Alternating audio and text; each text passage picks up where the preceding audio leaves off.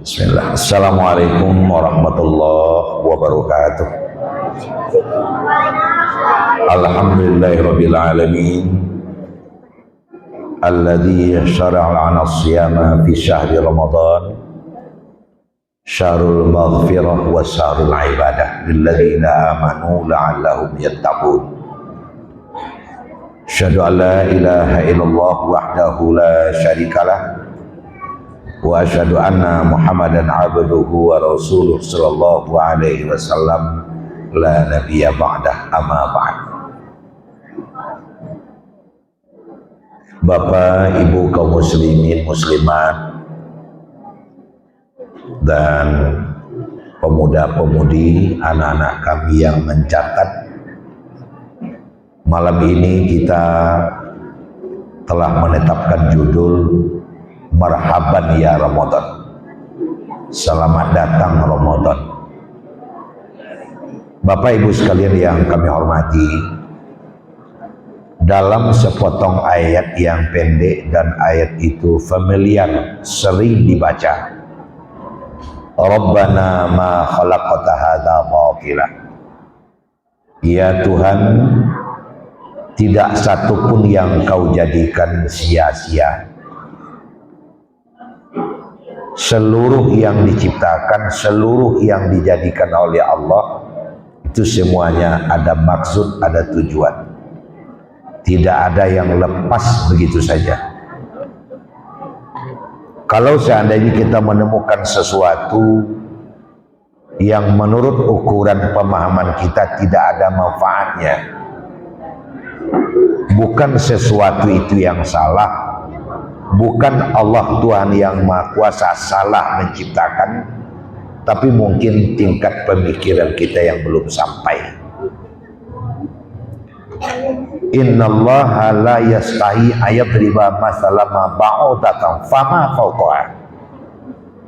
Allah tidak pernah malu menciptakan seekor nyamuk, bahkan yang lebih kecil dari nyamuk itu. Secara sekilas lalu seolah-olah nyamuk itu tidak ada guna, bahkan mengganggu saja. Ketika kita tidur, baru saja mata kita mau terpejam, atibo helikopter. Ini mengganggu saja. Tapi seketika kita mendalami, merenungi, ternyata ada rahasia besar di balik nyamuk itu. Lalu apakah rahasia besar itu? Tidak sedikit manusia yang justru hidupnya tergantung kepada keberadaan nyamuk.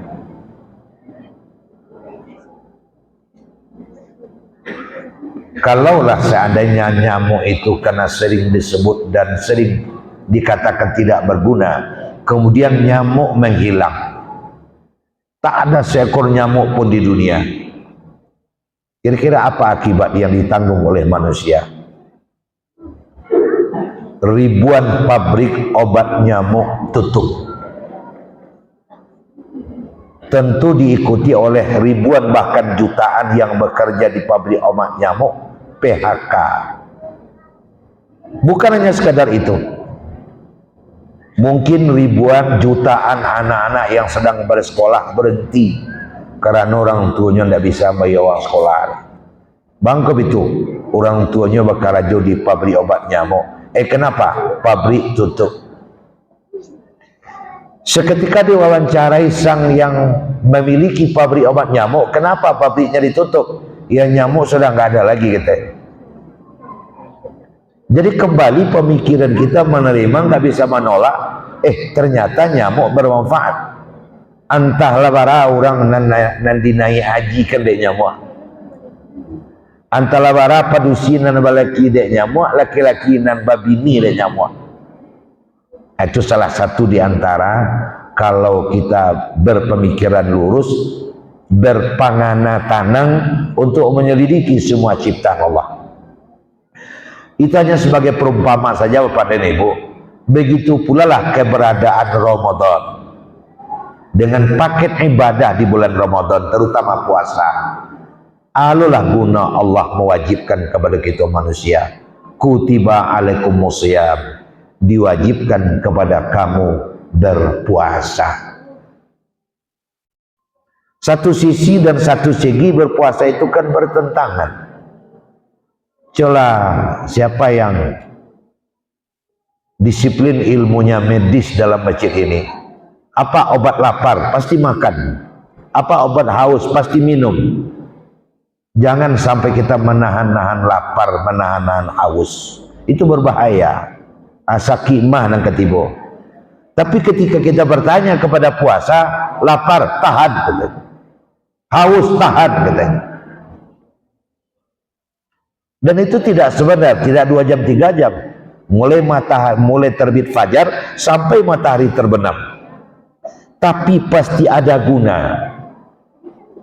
Nah, disitulah letaknya Rabbana ma khalaqta hadza batila.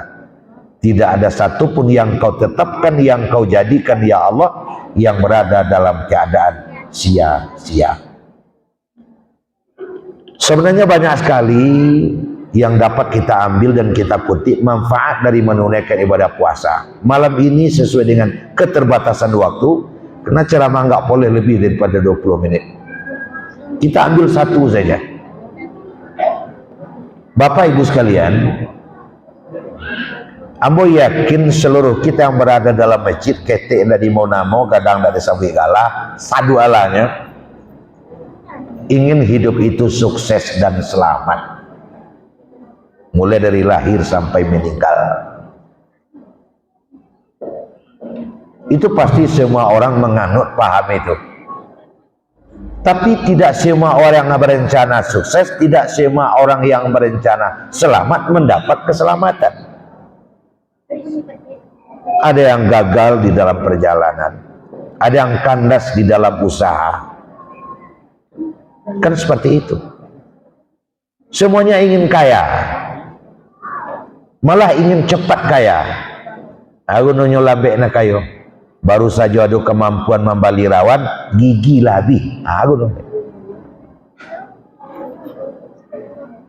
Tapi malah ada puja, setelah kaya diperoleh, ndak sekete atau bandu oleh, tiba penyakit. Datanglah ke dokter. Sepatah saja kecek dokternya, Pak, onde Pak, terlambat apa datang. Tapi insya Allah hamba akan mencarikan jalan keluar untuk Pak be apa. Mudah-mudahan Allah mengabulkan. Cuman Pak, mulai dari kini, apa cuman boleh makan buah putih, ndak boleh pakai garam. Apa kira? Itu bukan berarti belum pernah terjadi, sudah banyak terjadi. Jadi Bapak Ibu hadirin sekalian, apa yang dapat kita tempuh agar kita selamat dan ada jaminan keselamatan itu sebenar-benarnya selamat? Kuncinya biasanya penyebab manusia banyak yang gagal, ndak sampai ke tujuan, ndak sampai ke cita-cita, hum yattabi'una ahwa'ahum, karena dek mampaturikan hawa nafsu. Nah itu sih. Siapapun orangnya, karena nafsu yang tidak terkendali, sehingga yakununa kama ta'kulul an'am. Kalau nafsu yang diperturutkan, pastilah mereka makan seperti binatang ternak makan. Ini tempat startnya mulai dari psikosadanya.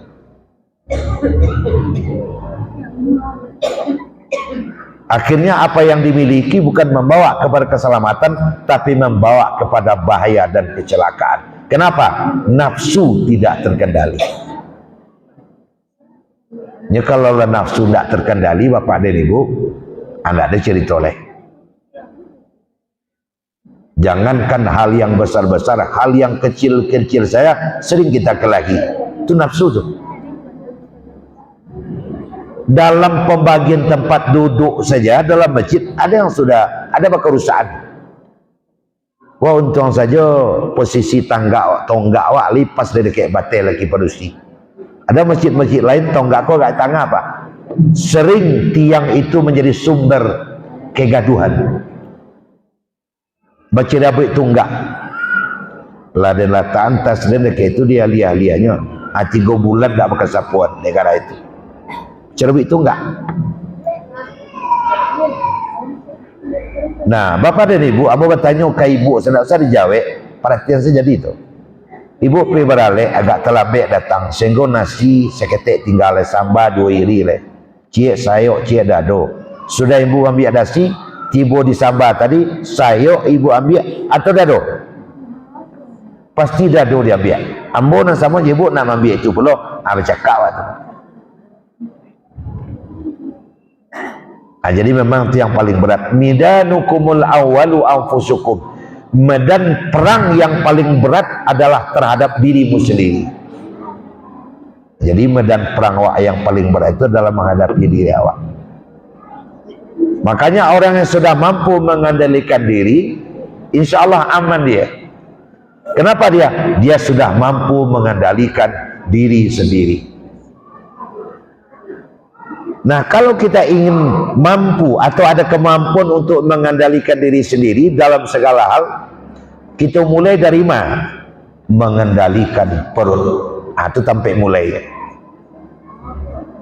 Nah, jadi istilah kasarnya, apakah dia akan menjadi manusia terkendali atau manusia tidak terkendali?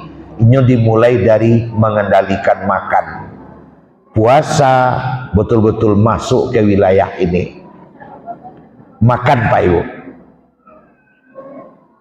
Kalau mau bertanya kawan nama dado dalam masaji, mulai wako lebarnya ke kira bara. Bara kali baralah lebar mulut wako. Tapi kalau anda awas-awas, mulut yang hanya selebar dan sepanjang ini, kabau masuk ke dalam. Kambing lului ke dalam. Ayam lului. Saya tidak akan bertanya awak nala kapal luanau kapal 7 dalam masaji aco randuang-randuang lawarai ku ayam abi dewa.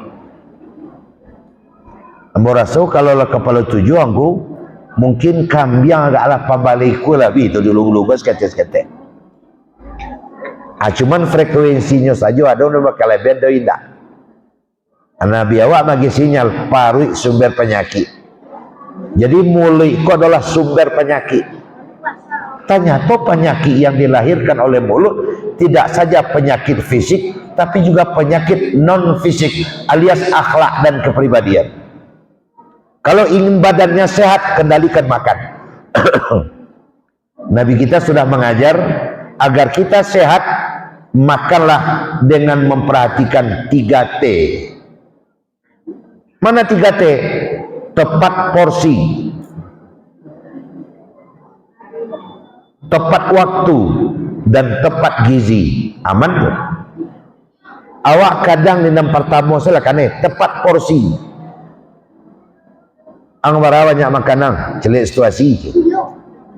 Kalau agak rancak pala cuy, tabuah dan tabuah. Akhirnya apa? Makannya berlebih. Padahal makan sehat itu adalah berhenti sebelum kenyang. Kau memantaunya dalam video itu. Makan tuh sampai 6 baleh, 3 baleh, tabuah. Kan apa suatu? Orang yang terlalu banyak makan, ujung-ujungnya gemuk. Dan gemuk rumah penyakit. Aku persepsi wak dan perlu wak rubah. Awak biasanya terdorong memisian ke telingo kawan.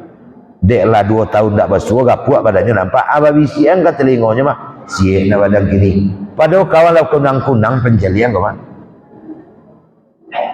Nah, agar itu stabil, tolong pelihara makan. Berhenti sebelum kita kenyang supaya tepat porsi awak. Kemudian tepat waktu. Sudah makanlah balik. Itu nak masuk terus. Tepat waktu. Makan bakal panjang saja. Ada seketek yang menjadi tradisi dah Pak Ibu. Pagi juga lalu ketupek 3 isi cie dulu. Satu goreng 6. Atau raga-raga lo gak salapan kerupuk agak 6 balik. Ku 9 basuh lah makan. Alun lah itu cieknya. Nang ketupek 3 isi goreng 8 kerupuk apa balik tadi tuh. Sabalun nasi masuk alun makan le Pak. Ujungnya sakit. Itu tepat porsi, tepat gizi. Abo berjujur bertanya ke ibu, tolong jawab jujur sebab ibu yang ahli di bidang itu.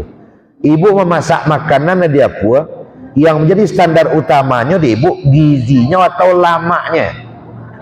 Aja ya jalih sok ini ya. Akan terang ada pak tu, nam paralu lamaknya. Apa dol Nabi awak bagi sinyal hindari makanan yang enak. Sebab makin enak, makin lezat, pasti makin mengandung penyakit. Nabi saja cuma satu kali makan jerawan untuk menunjukkan bahwa itu halal.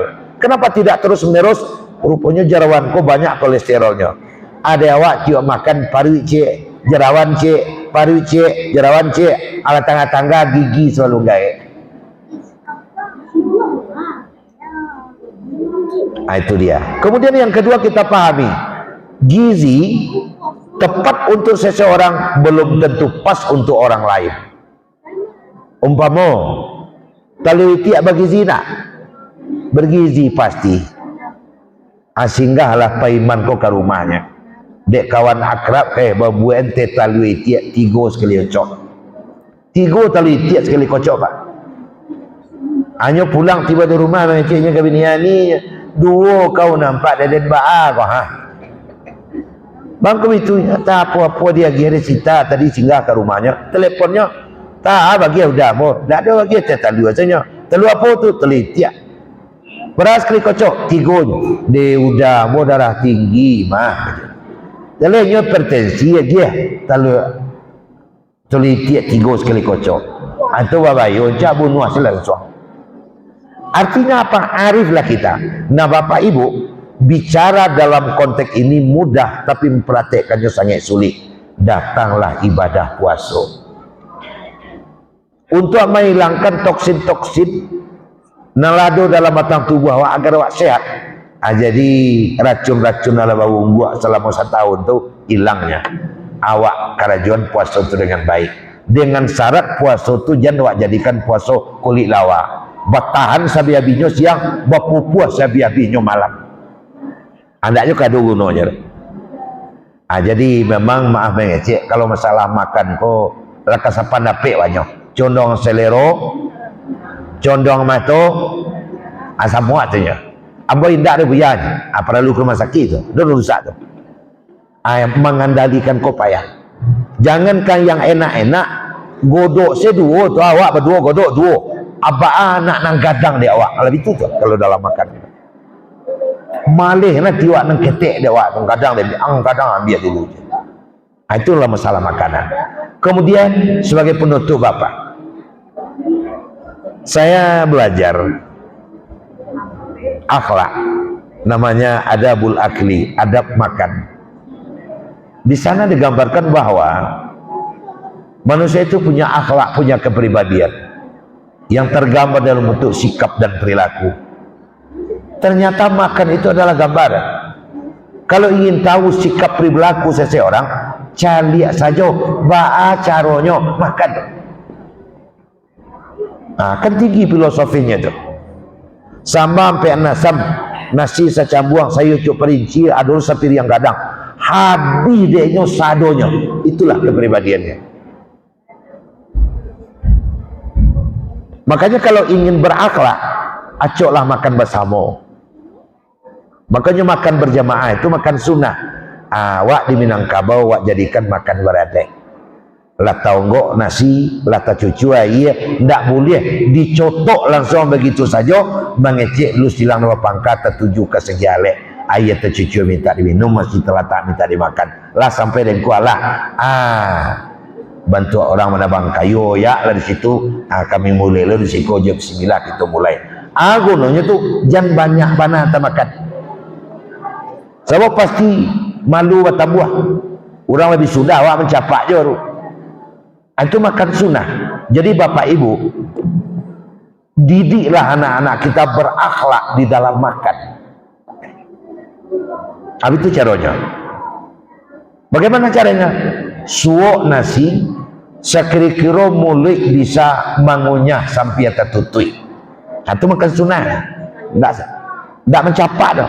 Bisa mulut kan mengunyah dalam keadaan tertutup. Para kadang suok awak sesuai jo frekuensi mulut masing-masing. Dan enggak lebar mulut tu kadang suok. Ambil sabar anda ke awak tu makan sunnah itu. Diadopsi di dalam adik awak. tak boleh ditunjuk sambar dan muka kawan. Ya di muka dan sambalah dua saya. Ya malanglah nasi awak sekali itu. Besok dia akai pula. Habis itu caranya. Ibadah puasa pasti mengarahkan kita ke sini. Nah, jadi untuk itu apa Ibu? Kita berharap ibadah puasa ini bisa betul-betul membuahkan akhlak dan kepribadian. Terutama generasi kita. Sebab kini makan bersama, makan berjambal agak mulai dihilangkan. Baralik kini sedua surang-surang prasmanan namanya.